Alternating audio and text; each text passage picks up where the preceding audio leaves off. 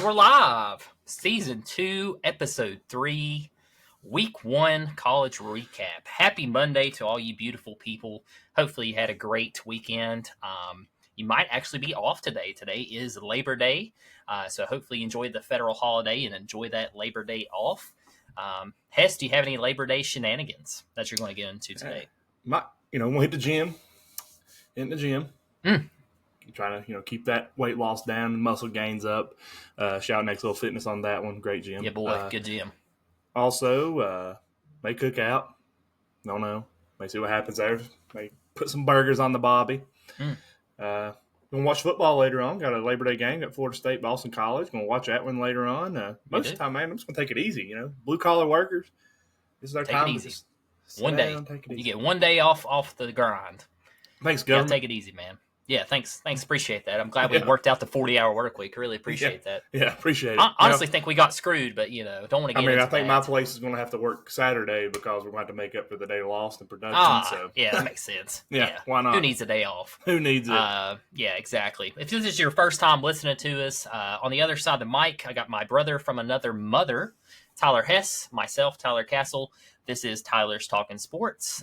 We are on Season 2. You can go back to Season 1 if you want to listen to any and every sport. This season's primarily going to be college football.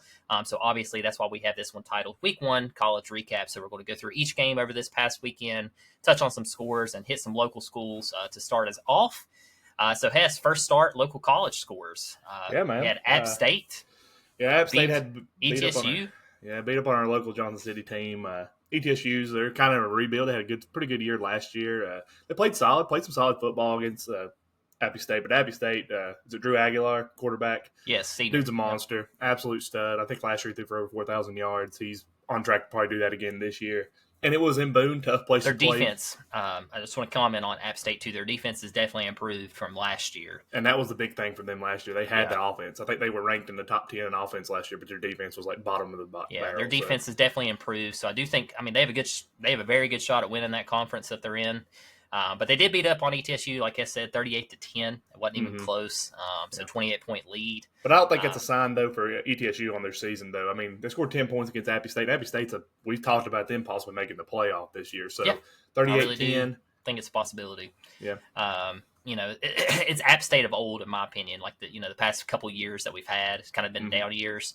But App State of old, everybody remembers the Michigan game, of course. Yeah. But this team looks good. I definitely think this is the team you'll see ranked at some point in the year for sure. I do too. I agree with that take. They got a game against Liberty this year, right? They do. Is it Liberty? They do. Liberty. And I think they play one of the teams that we're going to go over tonight. I'm pretty sure they play them very soon. I think they do. No, sorry. Maybe. I think maybe. I'll have to look. I would like to venture down to Boone or go up watch if the game's at Liberty or Boone. If it's possible for us to hit that, I'd love to go down there. I've never been to Boone to watch a football. Boone's a fun place, man. Very fun place. One of my buddies, Brian, him works for Isaiah. They went down there through some partnership down there, and he got press seats and on sideline passes last year. Nice. And dude, that place they've done big things down there. That's nice. It's grown. Every time I went there, the stadium added seating. Well, see, that was part of that's what ETSU's doing too. See, App State was in that same transition. You have to keep building it up. Have to keep adding seats whenever you move up divisions. So but they're dedicated down there. But we had some more local games. We had Emory and Henry moved up to D2 this year. And went out and said, "Hey, we're here to have fun," and beat Glenville 38-7. It wasn't even a close game. 31-point lead. Emory and Henry Wasp coming at you. Like to see local schools win. That's nice. That's a good win. Absolutely. We had Marshall. They're kind of local here, up the road in was it Huntington, West Virginia?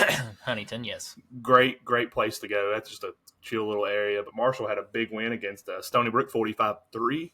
45-3. And that's who I'm probably thinking of. Marshall does play, I think, Virginia Tech coming up next. Yes, they do. So that's probably who I'm thinking of. I'll have to look at App State. Tech's got ODU next.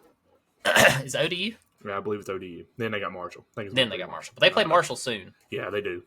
We'll look at the notes, double check that. But Marshall's no slouch. That'll be a tough game. And another local college. They are NAIA. This is a Bluefield University. The Rams absolutely opened up a can on Thomas University, 35-17.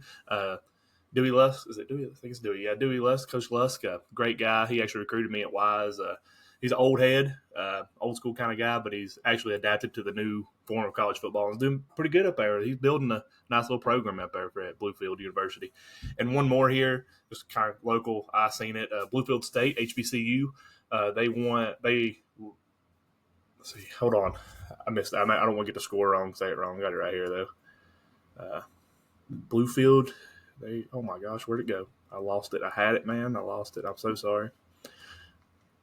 Bluefield State University played Winston-Salem. I know that.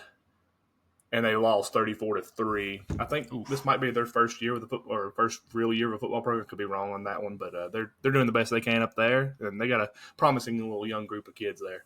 So, gotcha.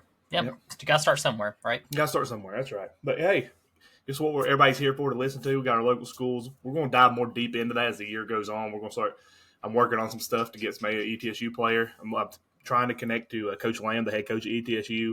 Try to maybe get him on, talk to him. But D1, man, college football week 1 finally.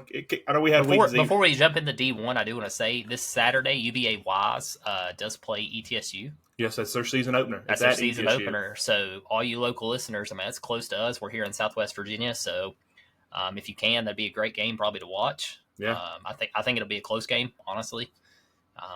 So yeah, it should. I think we'll throw a prediction out for that one in our next episode this week. We'll throw one out for that. But yeah, UVA Wise kicks off the season against ETSU in Johnson City this Saturday. I think it's a 6:00 game. I think 6. Yeah, I think you're right. But yeah, we had week 0 last week. We had an upset there with Florida State and Georgia Tech, and now here we are, man. Week 1. I mean, this is what we all live for. This is what we got. I got up, watched Game Day.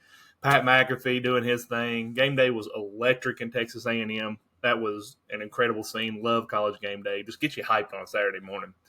But yeah, man, what was the first game you kind of want to talk about here? I wanted to recap. I wanted to actually jump back to last week and just go back through the Thursday night games. Yeah, go ahead. And then go into Friday. So Thursday night, just to recap all of our listeners, NC State escaped an upset from Western Carolina. This game had me very nervous since if you listen to episode 2, I picked NC State to win the ACC.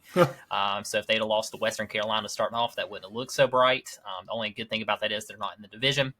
But Western Carolina, very stout defense, very strong on offense too. It very surprisingly was a close game. It was 21 or 14-21, and then NC State scored 21 unanswered in the fourth quarter to win 38-21. I thought that was a great comeback, showed what that offense can do. Like I mentioned, that offense should be very good this year. It should be clicking. So, yeah, they escaped an upset there. Kansas dominates. Before we move on now, I just want to kind of say something about West Carolina. I mean, they had a great offense last year. They did lose their offensive coordinator and head coach. If I'm not mistaken, I'm pretty sure they went to JMU because when JMU's coach went to Indiana. So JMU's going to have a potent offense. And West Carolina, they didn't lose much last year on that offense, and it showed in this game. I mean, they're a tough little program. They were another one of those teams that was at one point trying to work their way up through the ranks and make it, and they're establishing something down there. So it's nice to see. But you get ready to talk about Kansas and Lindenwood? Lindenwood, yep. Lindenwood. Wasn't even a game. 48-3. Did you see those Kansas uniforms, though? I did not. I didn't get to watch that game. That's one game I missed. They did a white with light blue pants with light blue like lining in it, but the Jayhawk on the helmet was the actual like big head of the bird. Like it was a different look for them. Probably one of the nicest uniforms I've seen in the entire weekend. I'll have to look that up. Yeah, it's absolutely wonderful. Okay. Missouri dominates Murray State 51-0. That offense is electric. I'm very nervous as an SEC fan. Very nervous to face Missouri. That offense looked good. Defense was sound. Murray State's not a slouch. I know we're going to talk more about it, but the SEC, I mean, if you didn't put up 50 points yesterday or any in your games, you were... Those offenses looked pretty good. Yeah, it was explosive. There was some huge numbers out of the SEC offensively. Like, you know, everybody talks SEC defense. Way higher than normal. Man, holy crap. These teams can move the ball. Brady Cook looks like he hasn't missed a step. I think, honestly, he's ready for the draft. I think he's better than he was last year, and I think that helps, though, to have Luther Burden back. I mean, that was a key. I mean, absolutely. He should have went to the draft. I mean, he was NFL ready, and him coming back, it's just they stay healthy. What's their coach's name? Dinkowitz or whatever. Yeah, they stand on business, and they're stand on business. That's his big thing. And I think too, another thing about Missouri before we move on here, they were the first Big 12 school to make the jump to the SEC. And I think they're on a mission this year to say, hey, we belong. We belong, and we're going to show that it ain't just Texas and Oklahoma from the Big 12 that was actually a good program. So, yeah, no, hats off Missouri, man. They're top 10. They deserve it. Looked crazy good on Thursday night. And then Utah looked incredible. Cam Rising, man. Cam Rising. He rose to the occasion. You got that right. Dominated Southern Utah. No offense, Southern Utah. Not much of a competition against Utah. But won 49-0. But, I picked Utah to make the Final 12. I think just what you saw from Cam Rising on week 1, just off how he played, I think Utah has a very good chance to be in the top 12. I agree, man. I mean, they looked really good defense. I mean, Utah's always defensively sound. And now last year. They moved to that Big 12. And, think about it. Like, we're talking about Utah here. They were in the WAC. They dominated the WAC, won it. Mm-hmm. They moved to the Pac-12. It took them a year or two. They got their feet under them. They started winning the Pac-12. Now they're in the Big 12. I mean, they're going to be a threat. I think everybody's talking about Arizona and Kansas State, but watch out for Utah in that Big 12. Yeah, definitely so. Friday, that was all your Thursday games. So Friday, August 30th recap. You had Oklahoma, who destroyed Temple 51-3. Talk about another offense that looked electric. Jackson Arnold had 4 touchdowns in that game. Mm-hmm. I mean, they looked SEC ready. I mean, this is another program, and they hired Brent Venables 2 years ago to prepare for this SEC transition because they knew this is what they were doing. Venables is if you don't know, guys, he was the defensive coordinator at Clemson for 20-plus years. He was there before Dabo was there. He, in my opinion, he was what made Clemson football. I mean, I know we're going to talk about Clemson later on in this, but I think Dabo is really missing Venables more so than ever over these last 2 years. And Venables I was kind of down on him last year with the way he's done with Oklahoma, but if this is any indication of what he's building there without Dylan Gabriel, I mean, they lost Dylan Gabriel.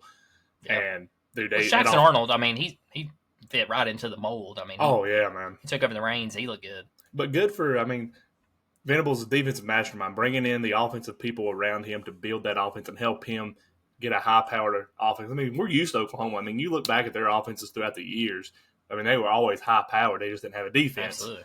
Yeah. Now, if they got defense and offense, it's going to be nasty. Yeah, SEC looks bright, man. Ooh, buddy. Now let's get into the gauntlet. Saturday was awesome. Man. College football all day. Dude, it was great. Through this, guys, we're not going to cover every game, obviously, because we're trying to shorten down our episodes a little bit. But we're going to touch on the big ones and definitely more local teams, I guess, more fan base in our area. Teams. Yeah, our listener teams. And then, two, we are still going to touch on the game. So in case you did miss, you will get the score update from us. So Saturday. Before you go into that, we're talking about, our listeners and everything. Guys, if you haven't reached out to us and said, hey, man, I'm a South Carolina Gamecock fan or I'm a UVA fan, let us know. Hey, we'll throw it in here. We want to accommodate our listeners and talk about your teams. Because, everybody loves to hear about everything with college football, but you want to hear about your team and what everybody else's opinion is of it. So let us know who you cheer for. Most of you guys have, but just keep it out there. And one other thing on that plug there, before we get into Saturday and the main bread and butter of our episode, we did cross over 600 followers on Facebook, so I really appreciate that. That was our goal about, last Monday, probably a week ago. Yeah. We sent like 590 or 589, so we really wanted to cross 600. We finally did that, so appreciate you all, liking, sharing our page, and getting your friends and buddies to give us a follow. It helps out more than you realize. And again, another thing, big shout out, though, to Fresh Off the Clock for bringing us on and helping make this happen for us. So we appreciate that. You guys are awesome. They're doing big things over there. And before we dive into everything we're covering, guys, if you're a big high school person, there's a lot of high school podcasts. Fresh Off the Clock does some stuff for the West Virginia schools. Porch Talk hits a lot of Southwest Virginia schools, and so does Tailgate with the Boys. They do a lot of local high schools. And so look at those guys, help them grow too. We're all in this together trying to grow and be something big here in Southwest Virginia. But man, absolutely. Week 1 college football, like you said, it was a great day. I woke up, it might have been like 90 outside, but it was hot. You could feel it in the air, man. College football was back. Everybody was talking about it.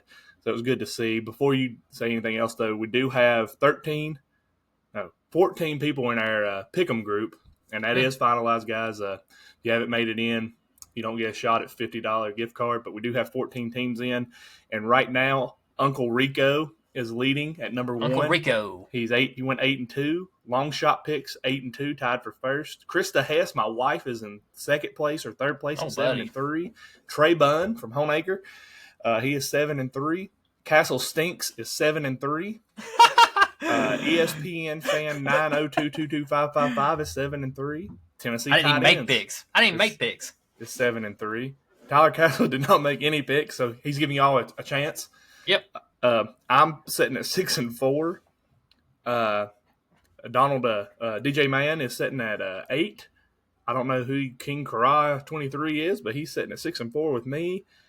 Amaliva Lava is sitting at 5-5. Smokey 82 is 5-5, and 2 people didn't make picks, which was Castle and Mararaka 13.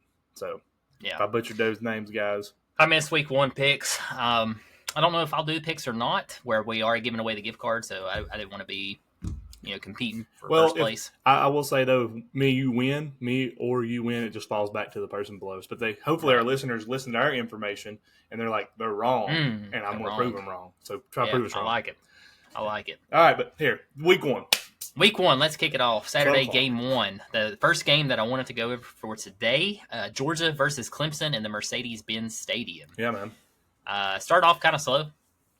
After the first, it was 0-0. Defense really dominated both sides of the ball. Both teams could not get to offense. Clemson has an incredible front four. They really do. Georgia was able to get it off to a 6-0 lead heading into the half. I was very concerned about Georgia. I was texting you during this part, because the offense hadn't got going yet. I was waiting for Georgia to do Georgia, which they did, though. Georgia then came out and dominated the second half. They made the corrections. Kirby Smart's an excellent coach when it comes to correcting and fixing it in the second half. Just like last year, just like the year before. I mean, he's doing what he does. Wear the opponent down and then just take over.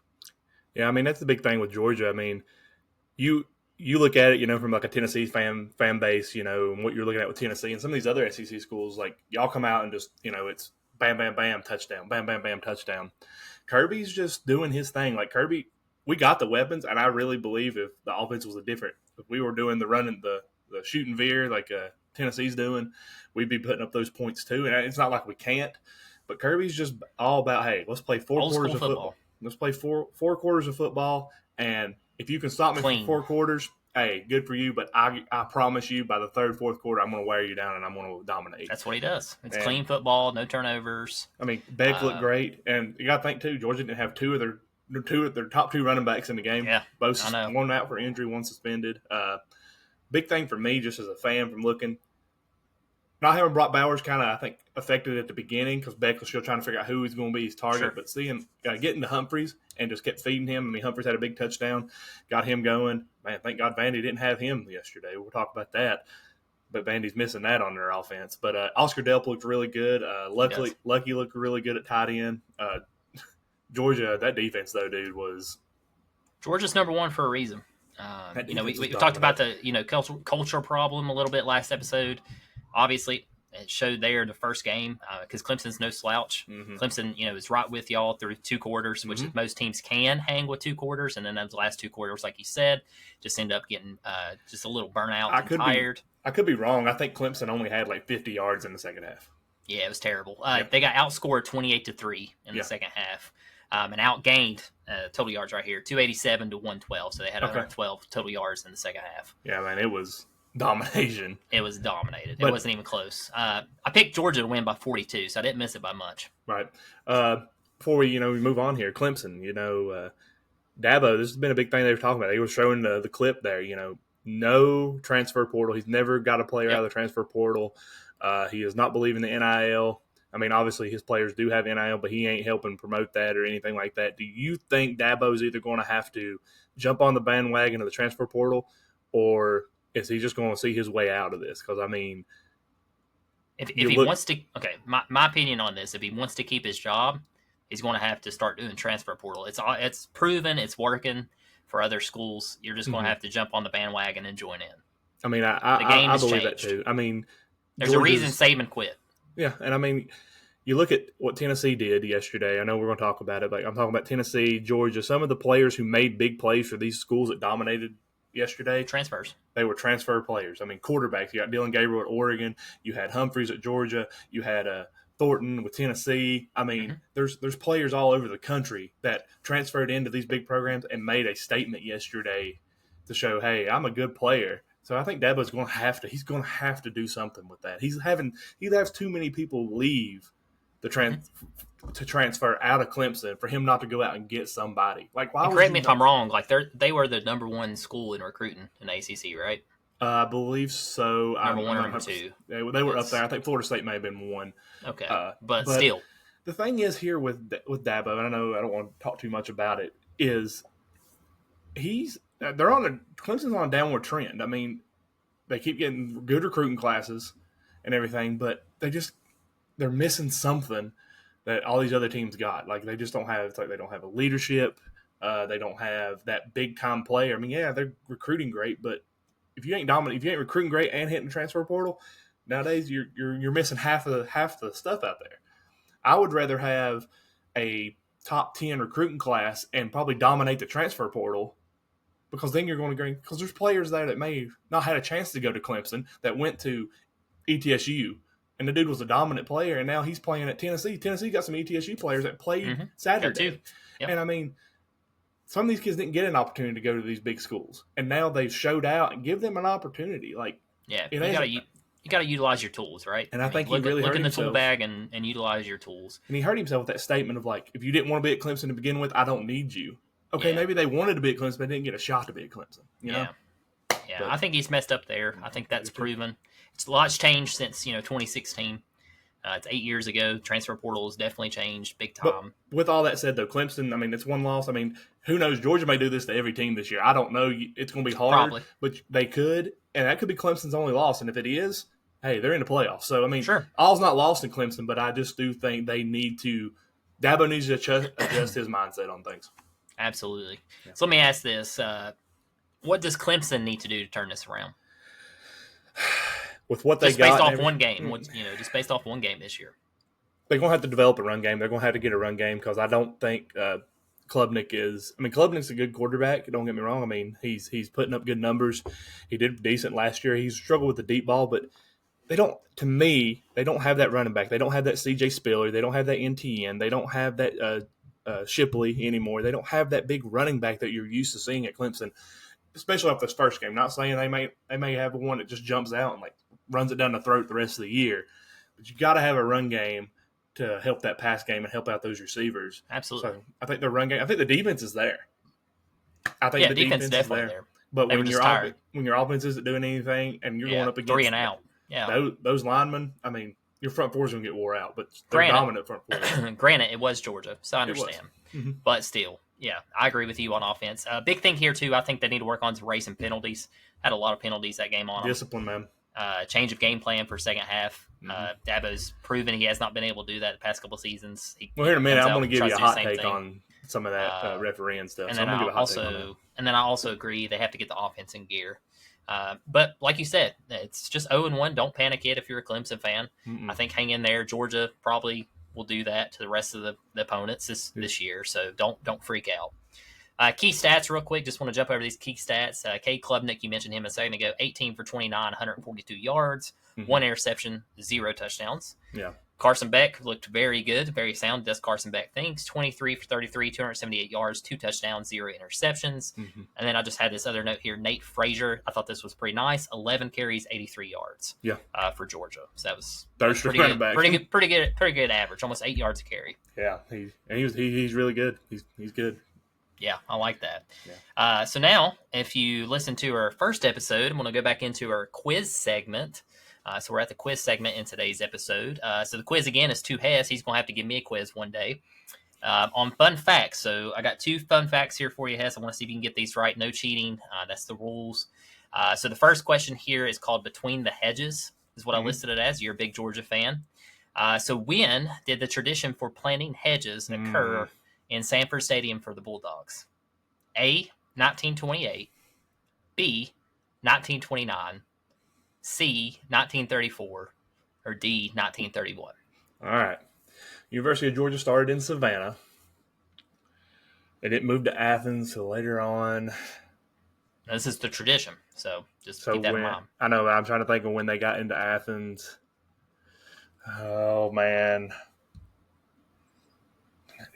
I'm going to say C, 1934. 1934. Is that your final answer? That's my final answer. Incorrect. Oh, man. B, 1929 is your 1929. correct answer. That's when they started planting hedges. Almost 100 years ago already. Start planting hedges. I thought that was a cool fun fact, something different. I'll add to that, too, though. This year, the first time they ever have dug them up since they planted them, they completely dug them up and planted brand new ones this year. So everything down there is a brand new hedge. Brand new hedge. And it's really cool. That's the first time they've ever done that? It's the first time that I've known about it. I think it's the first time they've done it in like 50 years from what I was reading. Cool thing, though, if you've never been to Georgia, when you go there, you can walk down to the hedges, and they have the red pom-pom sitting on all of them. So you can go down and get your red pom-pom to do all the fan cheering and stuff like that. It's really cool, though. You get to walk right down to it. And it's the only field I've ever been to where you mean like right on the field, right? You're on the field. Like there's a little wall, very thin wall, probably about 2 foot wide, and you're on the hedge. Like you can like touch the hedges. Like it's really awesome. It's cool to see. It's pretty awesome. Especially looks like a fun place to watch a game. Definitely, it is. Question number 2: how many times has Georgia faced Clemson? A, 44. B, 47. C, 40. Or D, 43?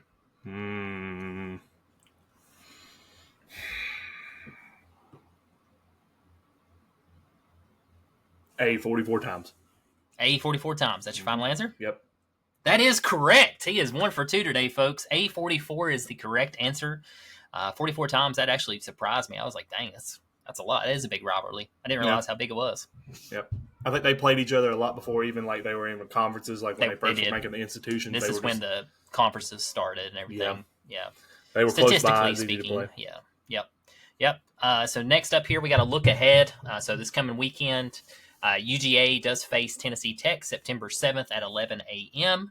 Here's where I was thinking App State. Clemson faces App State September 7th at 5 p.m. Keep your eyes on that game. We might pick an upset there. Yeah, that might be a interesting game to watch. Fun fact about Tennessee Tech, head coach is former Tennessee Titan running back Eddie George. Really? Eddie George is the head coach. I think his son actually plays for him too, so that's awesome. Pretty cool. Tennessee Tech. What is Tennessee Tech? Eagles? Is that the Eagles? Yeah, I think the Eagles, yeah. So it might be the Eagles. Right. It's a bird. It's a bird. It's a bird. We usually play him at homecoming, so I was trying to think. So good games coming up this weekend. So got a lot more games we're going to cover.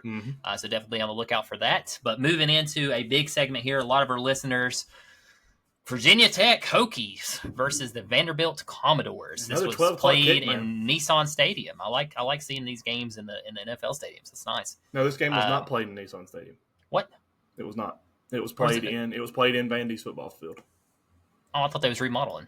They are, but they played it. Oh man, sorry guys. I got excited putting that there. Let me just. That's why they won. It's no problem. We'll just cut that out. Just kidding. Leave that. No, and we make mistakes. Thank God for YouTube multi-view, so we could watch those 12 o'clock kicks yesterday. Tech Vandy, man, wow. Hello, Vandy, and 50 new players and a new head coaching regime. Yeah, a fun fact for you: first overtime game this season. No, it didn't take long, did it? No, it did not. First game on Saturday, really, because it came on the same time as Georgia and Clemson. So, first overtime game this season. Vandy dominated the first half, 17-3. I was texting you like, "What the heck's going on with the Hokies?" Did not see that coming at all. Both you and I did not pick Vandy to win this game. You mentioned in the last podcast, I'll give you credit. You said Vandy's much improved. You bragged on them. I was laughing the whole time. I take back my laughing statements now. I mean, you have all the right to do that, though, as a Vols fan, so I get it. I mean, we call them Candy Vandy for a reason. That's right. So, dominated the first half. Hokies bounced back. They did come back in the second half, putting up 24 to tie it. I think it was tied 27-27, rolling into the fourth. Vandy missed a field goal as time expired to win the game theirs. They could have won it 30-27. Barely missed it. I mean, just a hair right. It's a 35-yarder, wasn't it? Yeah, it was close. I thought the game was over for sure. Yep. But then Vandy did score the only touchdown in overtime to win 34-27. During that overtime, one key thing here, Kyron Jones was out. They had a backup in on that. I don't know what the status is of Jones. That's what I was going to ask you if you heard anything. I figured it was just cramping. That's the way it looked. That's what I think, but I did watch back on that. I was watching a little bit of that game last night just to kind of recap, to kind of pay attention to some details and stuff. To me, it looked like he got rolled up a few times, and I think maybe it was a little bit of the ankle, but I mean, could have been a cramp with the way the muscles getting stretched out and everything. Hopefully it's nothing major because, I mean, obviously when he was hurt, it showed. I mean, he was trying. Yeah. He was trying to play through it, but he couldn't. He even came in during that overtime and played that third down play and they took him out. I mean, he was hurting bad enough to where he couldn't play the fourth down that lost the game for him. Yeah, so hopefully he's not seriously hurt. If he is, that's a big blow to the Hokies.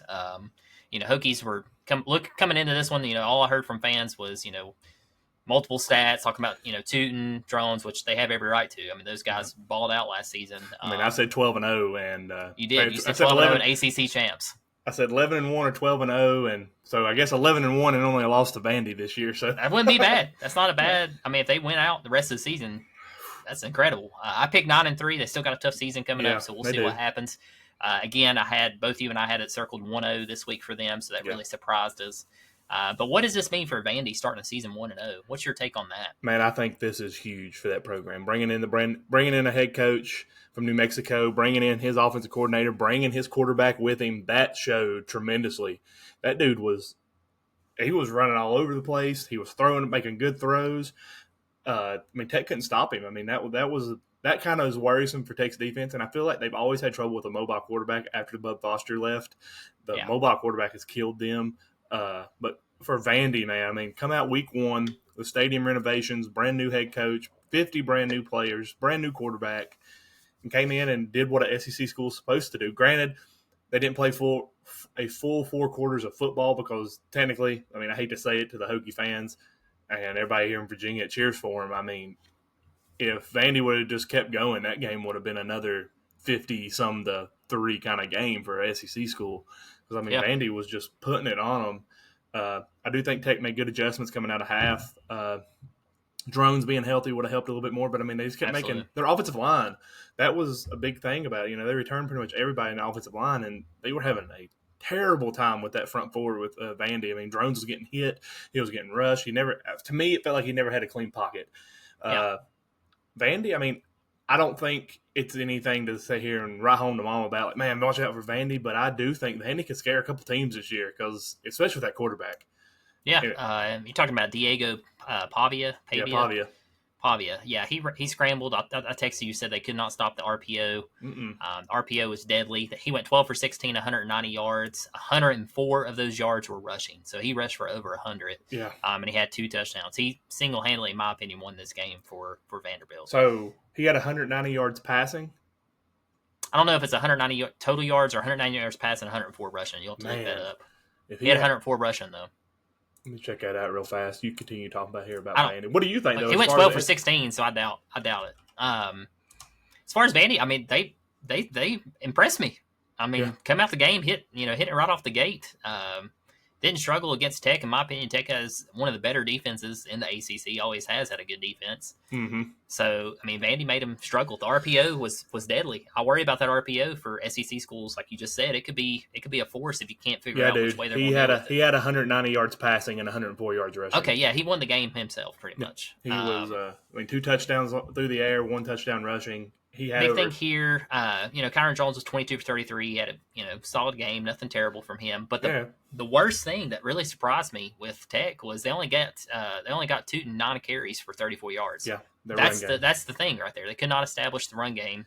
Never could get the offensive line to give drones time, just like you said. But they never could open up the holes either to get Tootin moving. Tootin last year was an incredible running back.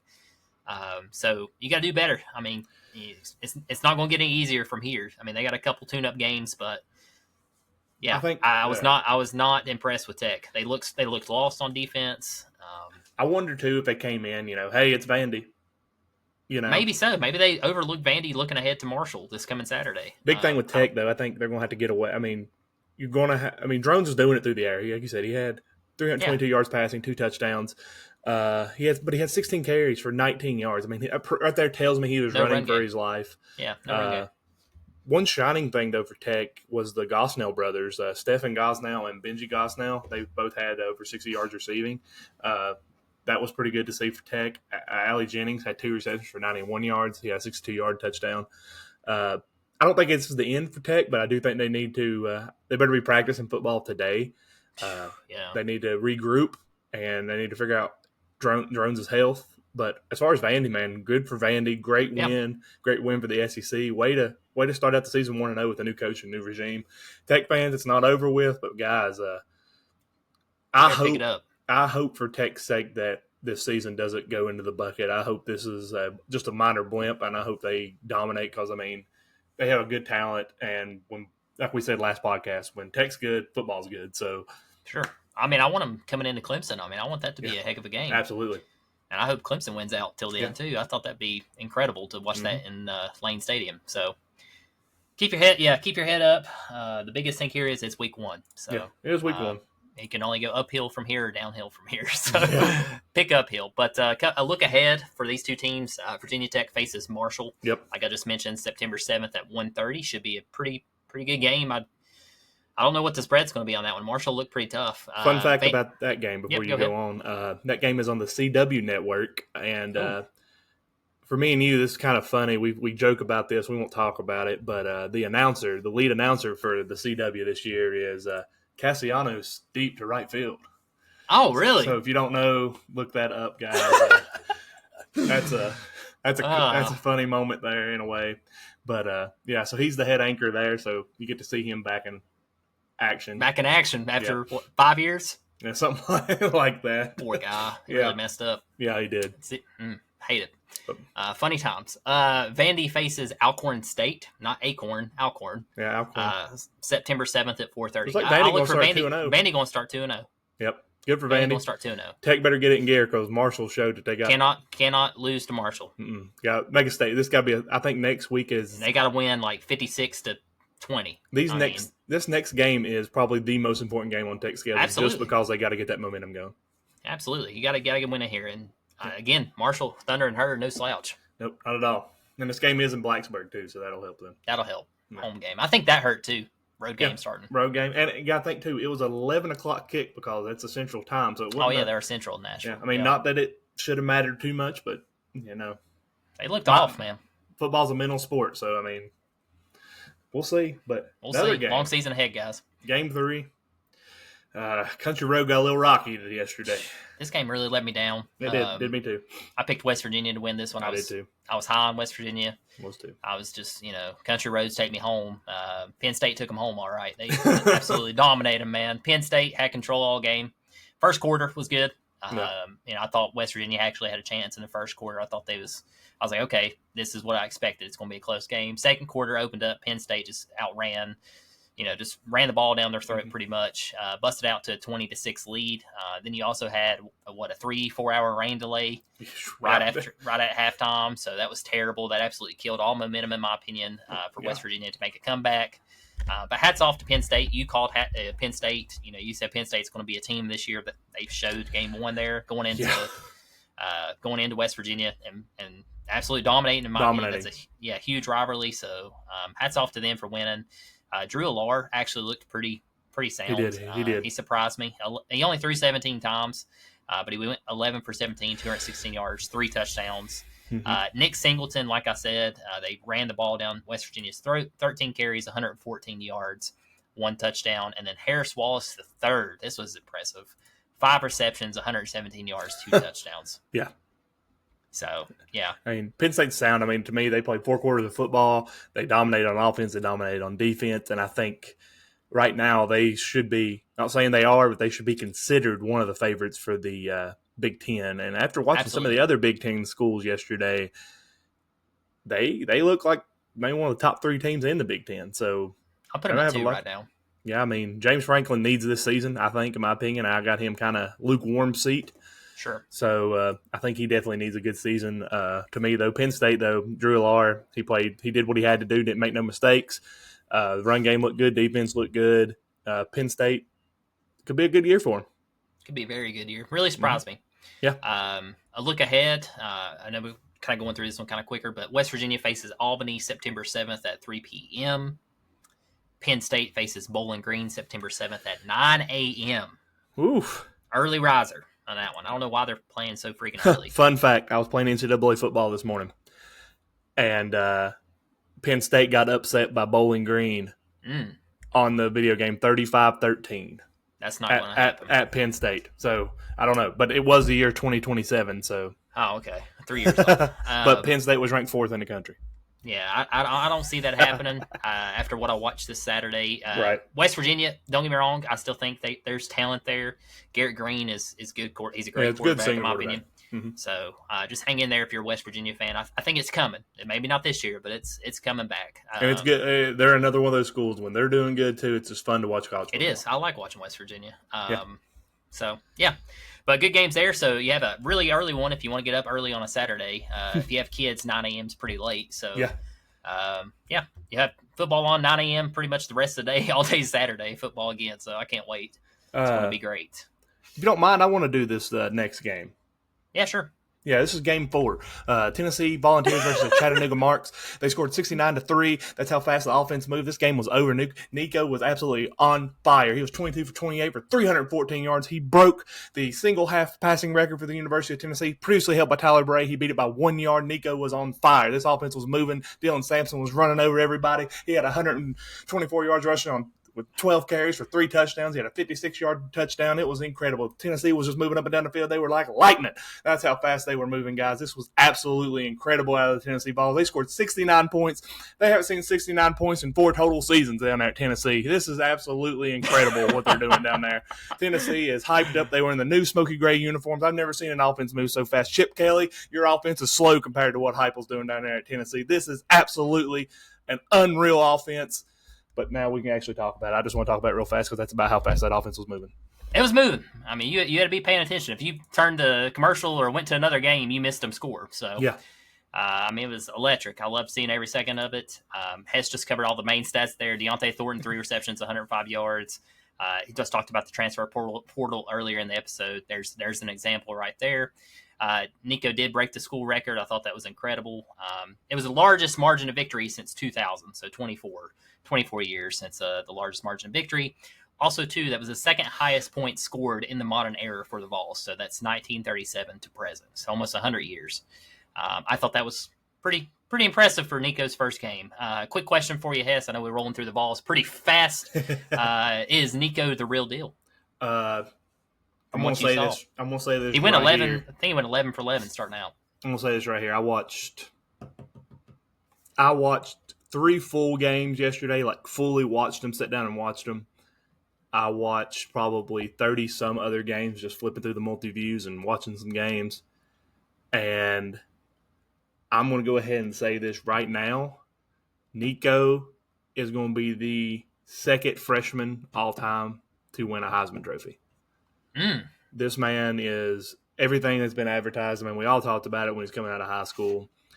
The thing that I think makes Nico what he is not only is he incredible quarterback, I think if he goes anywhere, if he was at Virginia Tech, if he was at Wisconsin, this dude's going to put up numbers. He's a once-in-a-generation type talent, but the thing that makes him to a whole nother level here at Tennessee is this offense. This offense fits his skill set. It fits perfectly, and it's what Tennessee has done wrong for year after year when they had Butch Jones and they had them big recruiting classes. Even with Pruitt, they had the big recruiting classes. They just went out and got the big name, the big stars. This time they went and got the 5-star quarterback. Granted, he was, I think, there's debate, number 1, number 2 out of that recruiting class. But he fit what Heupel wanted, and I will go out on a limb and say 20 years from now, we're still going to be talking about Nico, and I think you're going to see that name on the Wall of Fame down there in Tennessee at Neyland Stadium. That number will be retired. Nico is going to go down as one of the greatest college athletes of all time and probably the greatest quarterback in Tennessee history, and I'm a Peyton Manning fan. I look like the dude. Nico is that guy. Love that take. No comment. I agree. And one more thing, I just want to I'm big on the seniors that stay there and do big things. Absolutely. Brew McCoy coming off that devastating injury that he had last year. He had 6 receptions for 89 yards. He didn't have a touchdown, but he did what he had to do. Deontay Thornton did his thing. Yep. And, I mean, biggest disappointment, I will say there was a disappointment for me in Tennessee's offense yesterday. And Squirrel White, I want to see more production out of him because I think as the season goes on, Brew's an older fella. He ain't going to be able to put up big numbers every game, but he's going to do what he has to do to make that up because he's a really good run blocker. He helps that run game at Dylan Sampson. But I think if Squirrel White can find it, if Chris Brazili, the second, can continue on doing what he's doing, you're going to have Chris to have Brazel. whatever. Brazili, Basil, whatever Brazel from Tulane. But and that was a big transfer. Another one Dabo could have got there, and he didn't. He was good yesterday. He But had 2 touchdowns, I think, right? One or two. Yeah. No, he had no. The only people that scored touchdowns yesterday receiving was Ethan Davis and Deontay Thornton. Yeah. Dylan Sampson led it with 3 touchdowns.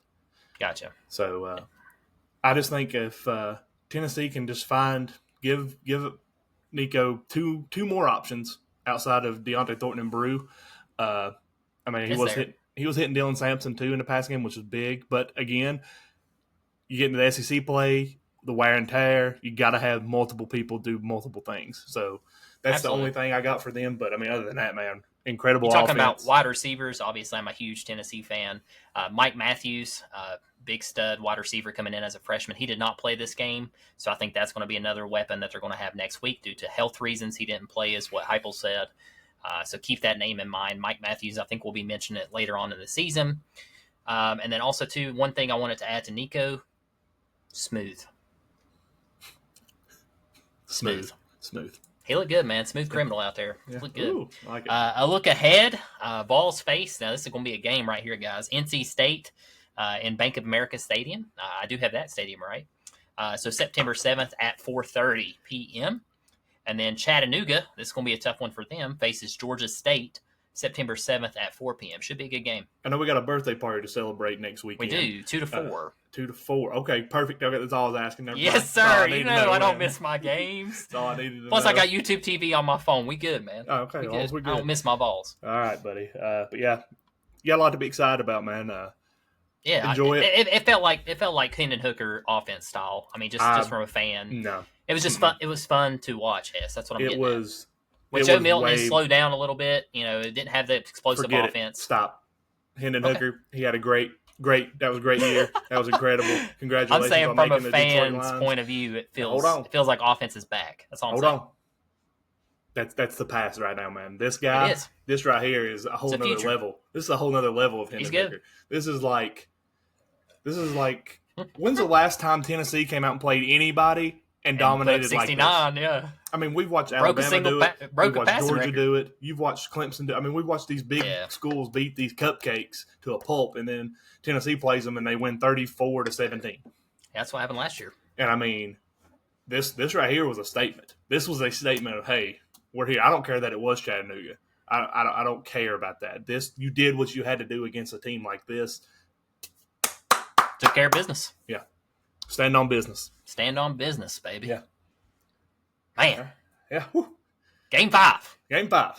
Texas A&M versus Notre Dame. This was a great game. This was a very, very good game. This was a back and forth defense all the way. The defenses on these teams showed out. Close game all the way to the last 2 minutes, really. Mm-hmm. Came down to the final 2 minutes, which is what you always want to see if you're a football fan. It's just it's just good football. Notre Dame was able to pull away with a touchdown with around 150 to go to take the lead 20-13. Weigman. Connor Wagman.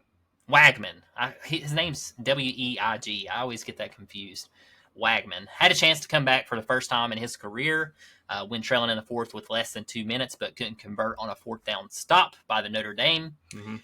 Notre Dame capitalized on the incomplete pass from Weigman and was able to kick a field goal, secure the win 23-13. Hate it for Mike Elko in his first game with Texas A&M. Don't sleep on the Aggies just yet. But the biggest question mark and the biggest worry, if you're an Aggies fan, in my opinion, was wide receivers. Wide receivers didn't show up that game. There was no pass game. Now, granted, the cornerbacks for Notre Dame are top notch. Yeah, cornerbacks for Texas A&M top notch as well. But you've got to have wide receivers create plays. You got to give the quarterback for Texas A&M time to get a pass off, catch a ball. I never saw that entire game. It was mainly run heavy. So hopefully they can establish the wide receivers. I think if they establish the wide receivers, we'll see Texas A&M making some serious competition later on down the season. Biggest thing with Notre Dame, and I'll let you jump in on Texas A&M in a second. Biggest thing with Notre Dame, from my take, join a conference, please. I've been asking you to join a conference forever. Just join a conference, and I can actually like you probably. Marcus Freeman coached a great game. He's a good coach. Came in, his first year was a little bit of a rough year, but he's definitely learned how to utilize the transfer portal. When I go into that, I'm talking about Riley Leonard. Love Riley Leonard. Love what he stands on. He went 18 for 30, 158 yards. You suck. Connor Wagman, 12 for 30, 100 yards, 2 interceptions. So I think that was a big downfall right there. Less than 50% pass completion. Got to get those numbers up if we're going to win these big games. I mean, his QBR was 31.8. Yeah, you can't have that. Nope, that was terrible. Can't have that. If you're going to win a game, you got to have. I mean, you got to at least be 60%. Yeah, absolutely. Big shining moment there for Texas A&M, though. Le'Veon Moss, he had 20 carries for 70 yards, 1 touchdown. I think he's one of the top backs in the SEC. So that if they can get that run game going, which continue that run game going and figure out their passing game, Texas A&M is going to be in the hunt in many games. I mean, any game they play in Kyle Field, I think it's going to be a close game. This game was a lot, in my opinion, 23-13. This game was more like a 3-point game. Like it was not a 10-point game. The last 2 minutes. Yeah. Riley Leonard, he started out pretty slow, but he just methodically just kept playing, doing what he did at Duke. I think once he gets his feet wet a little bit more in this Notre Dame offense, I think he's going to be back to what he was last year. I think you just touched on it. He was 18 for 30 for 158 yards. He had no touchdowns though. Notre Dame, their offense. They had 2 rushing touchdowns. Jeremiah Love had 14 carries for 91 yards, 1 touchdown. Big rushing game. They didn't have much in the passing game. Their offense was kind of stagnant. It was kind of put you to sleep kind of offense. It's like they were trying to do the Georgia mold, and they just didn't have the ability to grind it out. They lost a lot in that offensive line, especially with Alt leaving last year in the draft. But their defense, was really good, very good. It did surprise me. They forced they had 3 tackles for loss. They had 1 sack. I think how many interceptions they had? They had 2 interceptions. 2. And I think they may have forced a fumble too. So, I mean, Notre Dame looked good. Defense, their offense, I don't think their offense is enough to keep them in the – I mean, they'll still be ranked in the top 10 going into this next week. But as the year goes on, I don't see Notre Dame finishing in the top 10 unless the offense finally finds another gear. Their defense is going to keep them in a lot of games, but I don't know. We'll see. But being independent and playing who you want to play doesn't really matter, so they can schedule a bunch of cupcakes and be undefeated and make a playoff as a 12 seed and get But this out. wasn't a cupcake. No, it wasn't. Coming into Kyle Field, 108,000 deep, sold-out stadium. Mm-hmm. I mean, Mike Elko's first game. Yeah. Defense looked good, though. I mean, Marcus Freeman's got a defense. Defense sound. The big thing on Riley Leonard, too, guys, if you don't know the "you suck" statement there, obviously I'm not saying he sucks. His mom always calls him before the game and tells him that he sucks. If you haven't watched that little documentary on him, definitely watch that. It's pretty nice. It is.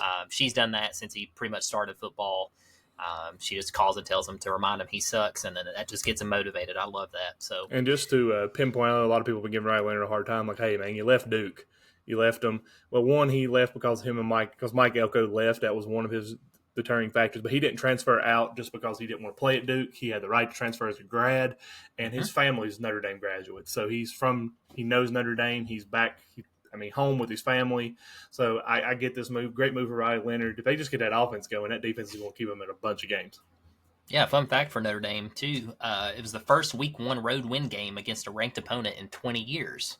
Wow. Last time that happened was against the Vols in Knoxville. That was one thing I thought was weird. I was watching that game, and it was weird seeing Notre Dame play Texas A&M. To me, it felt odd. Like, why? Like, for one, they were on the road. It feels like I had to look at the games and make sure it said Texas A&M because I was like, no way. It's weird because usually it's like when they play these big schools, they always end up playing like Ohio State at home, USC at home. USC, they never play these big schools on the road, so it was weird to see them playing an SEC school. First off, I feel like they never play SEC schools. To open, yeah, and also shout out Texas A&M. The dude won the $50,000 with a Pat McAfee kick. He was a cocky little turd, but he kicked it right through, man. He kicked it right through. He knocked it way past the. He did the intentions. Yeah, it was probably about a 40, honestly. Yeah, so that was cool to see $50,000 there out of Pat McAfee's pocket. But that was pretty cool to see. Texas A&M, Kyle Field, everything. That place was electric. Man. Would love to have been there, seen that game in person. Great game. But, again, Notre Dame's defense, I think that's the big thing here. That defense was nasty. Defense and Texas A&M got to find receivers. Got to get your quarterback going. Yep. If you're going to win games, SEC, you got to have a quarterback now. Yeah, exactly. I agree 100% there. Other key games from this Saturday. Again, guys, like I said, we can't go through every one. We are rolling up on the hour mark, so if you've listened with us this long, we sure do appreciate it. But again, just let us know, guys, what your team is, who's your team. We'll try to cover it. We'll cover it in our main. We try to cover 4 to 5 games every week. So just let us know, if you want a team or if you want us to go over a team, we'll definitely cover it and give you our opinions. And then you can comment or you can even call in maybe. And we'd have you give your take on your team. So we'd like to still get some guests. We're still working on some stuff, like Hess mentioned. Brian Long, we're going to reach out to you on them Hokies one day. So we didn't want to do it today, though. No, figured you was pretty depressed, so we're gonna give you some time to figure that out, and then you can regroup with the rest of your Hokies. Yep, regroup with them. But yeah, other key games. Alabama, of course, still Alabama. They knock off WKU, Western Kentucky, in DeBoer's debut, 63. They put up 63 as well, 63-0. And Milroe looks incredible. Mm-hmm. He did not let off. He's probably, like I mentioned in the last episode, he's probably my Heisman favorite. I think Jalen is solid. Talk about a trend, though, man. I mean, look back week 1 last year with Milroe. Week 1, week 2, he was benched in week 2. Yeah, it was terrible. And just the growth that he has lost. done. Remember, they were down, or they were up like 6-0 or something, and it rain delay. They about lost to UCF like 13-6 or or something. It was terrible. Your all's former offensive coordinator's team. Yes, that's right. Dude. Milroe, what he's done, just it's kind of scary to think, because I mean, he was like down here, and now he's like you're saying, Heisman candidate here. Good job for DeBoer coming in and making a statement. Like, I think a few people came in and was like, we're going to win, but it ain't going to be the normal dominant. No, they didn't miss a beat. Saban was there, though. Saban did make it. He left game day, and he was in the box. He was in the box. I saw that with his wife. Yep. Yeah. Next big team here, another national championship contender, in my opinion, Ohio State. The $20 million roster. Yeah, $20 million roster. They dominated. And like Nick Saban said on game day, you can spend $20 million, but if you ain't got the right players, shit don't matter. So that's very true. Yep. That's very true. Quite Nick Saban there. Dominated Akron 52-6, so I guess it does matter for that. The Zips wasn't zipping yesterday. No, they were not. Their zipper was down. I watched that offense a little bit. I didn't watch the whole game, but they were clicking. Yeah, they were clicking. They didn't even use all the weapons. They had Junkins, Henderson. I mean, I think they benched everybody in the second quarter. Not to go back to my Vols, but you got to think about that. We didn't play second half. We didn't play none of our starters, really. No. So might have put up 100. 90% of your top 10 didn't have to play any of their starters. That's crazy. Being said, that was Big Ten and SEC schools. Yeah. Which is the two conferences me and you picked probably to make it. Mm-hmm. Miami. Here we go. I think I picked them in my final 12. I think I put them in the final 12. Oh, gosh. Whew. Sorry, my seat's on fire. I must be seat's on fire. What's his face seat there? God, I can't remember his name again. Yep. Can't remember. Billy Napier. Billy Napier. Why can't we remember that name? Every time I want to say Dan Mullen. I know Dan Mullen was there. I know. Napier, I guess that's probably why. Done nothing. He's been terrible. But Miami dog walked him. No, dog walked Florida in the swamp. Came in there, meant business, handled business. 41-17. Game wasn't even close. No. Game wasn't even close. They brought a hurricane to the swamp and drained it. Did you watch the highlights of Cam Ward? Yeah, I did. He looked really good. I told you, comfortable. There was some things that he was a little iffy on, but I mean, he's adjusted to a new offense. But honestly, he looked really good. And I was worried about him moving out of that Washington State offense, which was just straight air raid, just bam, bam, bam, like 60 passes a game, to this offense. He transitioned well. Miami's going to be a threat. Again, I don't want to gauge Miami yet, because I did the same thing last year. Yeah, and I felt like Florida was really down this year. I feel like they got one good player, and that's their backup quarterback. Yeah. So I think Billy Napier's out soon. I've been seeing things on Twitter and stuff. I've been trying to follow it. There's rumors that they're already starting to work on getting a buyout, which his buyout is a Jimbo Fisher level buyout. And Florida ain't getting the money in that Texas A&M got, so they may be stuck with Napier for a little bit if they can't get a buyout made with him. But yeah, Florida, man, just you would have thought this game would have been closer in the swamp. I thought it would have. I don't even think Tom Petty came there to sing for him. I mean, this game was just terrible for Florida. As a Florida not fan, what I was expecting. Might be a long year. I don't see they ain't gonna be chomping much. Maybe we'll see if they can swap out. Sorry, Mertz, but I think it's time to maybe go another direction. I do think we'll see that this year. I do think we'll see a quarterback swap. Might get some momentum going for Florida. It's always better when Florida's good. Although obviously I'm a Tennessee fan, I want them to stink every year. But it's good football. I love Tim Tebow. So next game up here, Texas. I was kind of concerned about Texas. You said Tebow though. They need to retire that dude's jersey and put that thing in the Hall of Fame down there. Absolutely. Like, come on, the guys. Yeah, the greatest quarterback.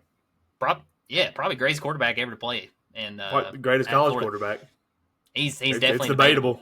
It's definitely debatable. I put Johnny Manziel up there. I put Tim Tebow. Yeah, we can get into that. Yeah, Money Manziel. The only reason I mentioned him because he was on the picks. Yeah. For Texas A&M yesterday. He looked good too. He looked good. Saturday. Looked real good. So he did. He looked healthy. But Texas dog rolls Colorado State. I was worried about this one early. It took them a minute to get going. They only scored 7 in the first. Then in the second quarter, finally, they started getting momentum, and then the second half, they did just exactly what Georgia does. Came out, dominated second half, ended up winning 52-0. We did see Manning get his first passing touchdown at Texas. It was a nice little play. He scrambled out. You thought he was going to rush it for a touchdown. Then he looked to his right, wide receiver wide open, tossed it over there, touchdown. So future is bright. Future's bright for Texas. Arch looked good. I know it's only a couple plays that he was there, but he looked comfortable. I think sitting behind Ewers this year is going to tremendously help him coming into next year. And I don't want to wish injury on anybody. We know Ewers' injury history. I don't think Texas's offense misses a beat if Ewers goes out. So I don't either. I think Manning's right there. Yeah, which is crazy to think. Since he's quite a bit younger because Ewers is what, 6th year now? Fifth or sixth. I think it's fifth year. Might be okay. I knew it was way up there because he could have went to draft past 2 years because he was at Ohio State to start out. Him and Burrow are on the same. Him and Burrow are in the same year. Well, look how long Burrow's been in the league. Yeah. So that's what I'm getting at. So Ewers, incredible for Texas. I think Texas is going to be a heavy favorite in the SEC this year. Them and Georgia are my still top 2 picks. They looked both sound on defense and on offense. Yeah. Big one here, Oklahoma State dominates San Diego State. Ollie Gordon, man, I told you. Dude had another 100-plus game. He's going to go for 2K this year. I called it before the season started. Barry Sanders 2.0? He's going to break it. He's going to get 2,000 this year. He had 1,700, 1,800 last year. He would have had it, too, if he didn't get hurt. I think Ollie Gordon definitely goes for 2K. They look pretty good. NCAA, did you see where they blocked him for having the QR code in the back of their helmet? I did not. They told them before the game they cannot have that, so they had to block off the QR codes on the back of their helmet. Again, who's going to scan that? Well, what it is you can go on there and scan. Like you can go. I think they've got it on their roster online, and you can scan it, and you donate directly to the player. It don't go to the team; it goes to the player. So to the player, and if you catch it, pause it on TV, you can scan it from your TV. Because I tried it yesterday. He's trying to do it. I pulled it up on Ollie Gordon, and it goes to it, and you can donate anywhere from $1 to $6 million. Golly, okay, wow. Yeah. But the NCAA said nope. Yeah, I'm not too big of a fan of that. Ole Miss, here we go. This is you talking about a score here. Put up 76. Yep. On Bourbon. Dart had 5 touchdowns, 418 yards in his opener.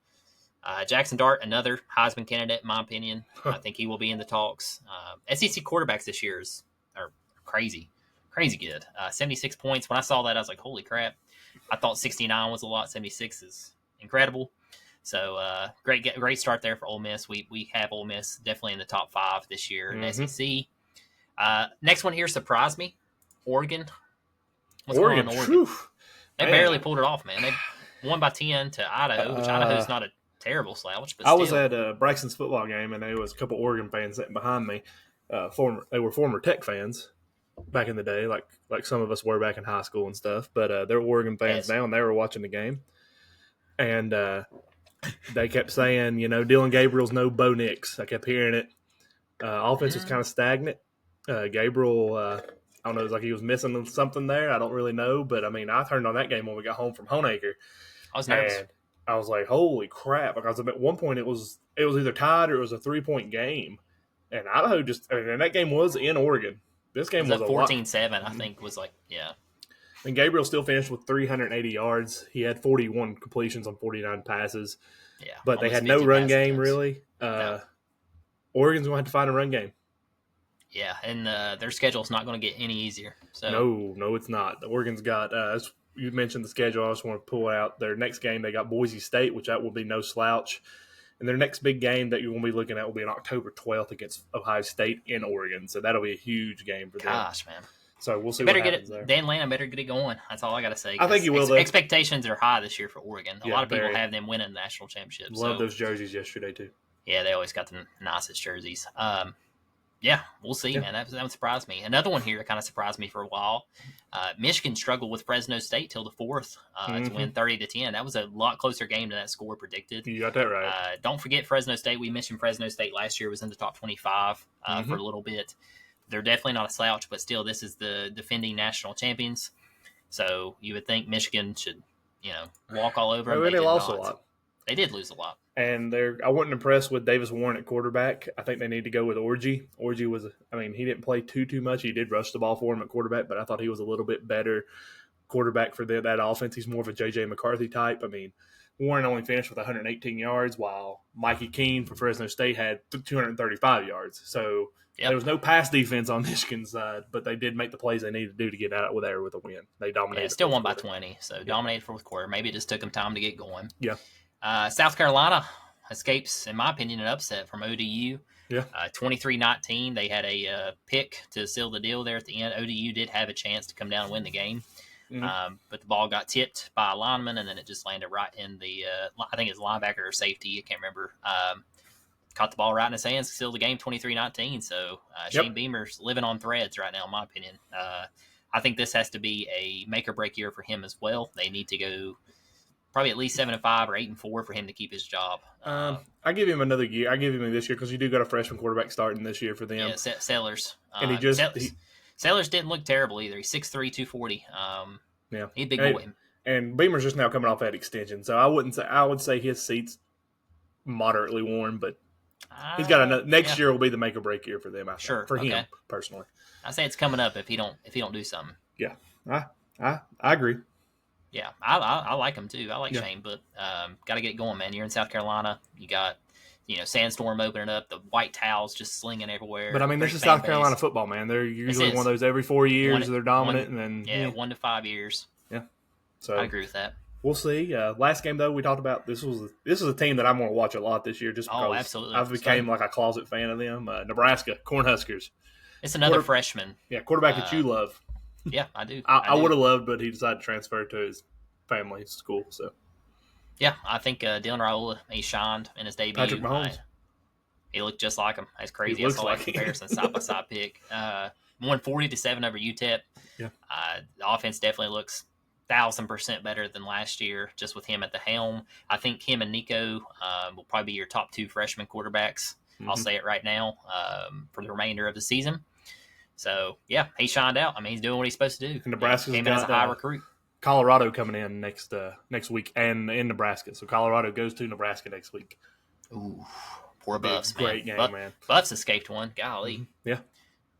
But, so this evening, that wraps up, the other key games that happened this past weekend. If there's a game that you all would like to hear again, just let us know. Just reach out. We'll give you our take.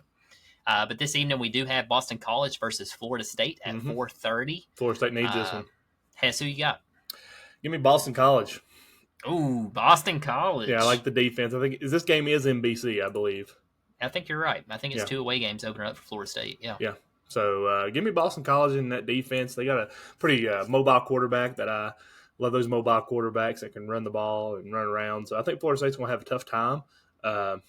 This game. Nope, this game is in Doak Campbell. So this game's in Tallahassee. So I thought it was Boston College. I'm going to pump the brake on that just a little bit, but I do think this game's. I'm not going to say now. I'm going to say Florida State by 3, but this game can go either way. I like that take. Yeah. That's all I'm going to tell you right now. Florida State dominates. They're a minus 110, 17-point spread favorite.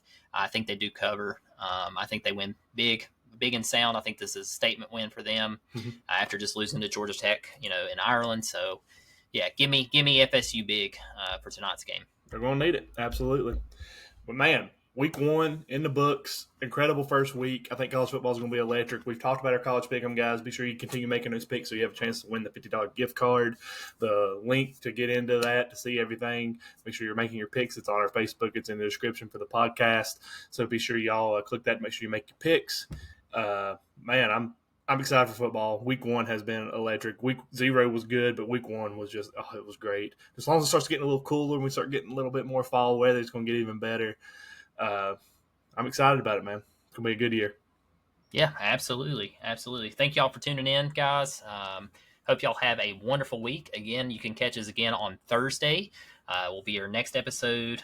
So again, happy Monday morning to you all. We wish you all a happy and sound week. Yeah, have a great Labor Day, guys. Have a good week. We'll be back on Thursday morning. Y'all have a good one. Peace. Peace.